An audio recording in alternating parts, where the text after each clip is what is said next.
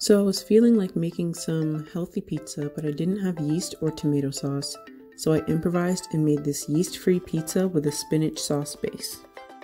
So first you need to mix your dry ingredients in a bowl. Then in a separate bowl you're going to mix your wet ingredients.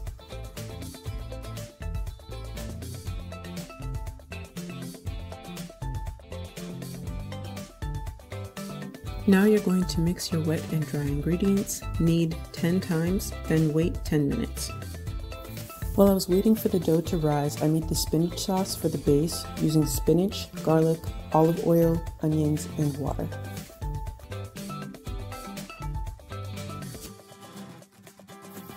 After 10 minutes, I divided the dough in half and spread it on the 2 air fryer pans to make 2 small pizzas.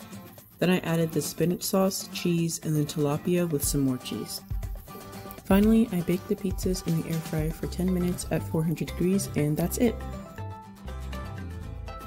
Thank you all for watching, and be sure to subscribe and tune in next Friday for my new video.